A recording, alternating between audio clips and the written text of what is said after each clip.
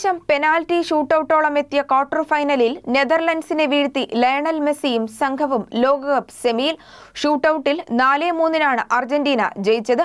അർജന്റീനയ്ക്കായി captain Lionel Messi, Leandro Paredes, Gonzalo Montiel, Lautaro Martinez എന്നിവർ ഗോളടിച്ചപ്പോൾ Enzo ഫെർണാണ്ടസിന്റെ kick പുറത്തുപോയി. ഡച്ച് ടീമിന്റെ ആദ്യത്തെ 2 കിക്കുകളും തടുത്തിട്ട് ഗോൾ കീപ്പർ എമിലിയാനോ മാർട്ടിനസ് അർജന്റീനയുടെ ഹീറോയായി മാറി. ബ്രസീലിന്റെ കഥ കഴിഞ്ഞെത്തിയ ക്രൊയേഷ്യയാണ് സെമി ഫൈനലിൽ അർജന്റീനയുടെ എതിരാളികൾ.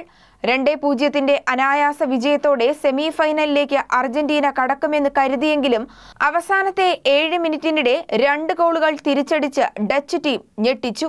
ഇതോടെ കളി അധിക സമയത്തേക്ക് നീളുകയും ചെയ്തു. 35-ാം മിനിറ്റിൽ നെഹ്വൽ മൊളീനയാണ് അർജന്റീനയുടെ അക്കൗണ്ട് തുറന്നത്. 73-ാം മിനിറ്റിൽ പെനാൽറ്റിയിലൂടെ മെസ്സി അർജന്റീനയുടെ ലീഡ് ഉയർത്തി.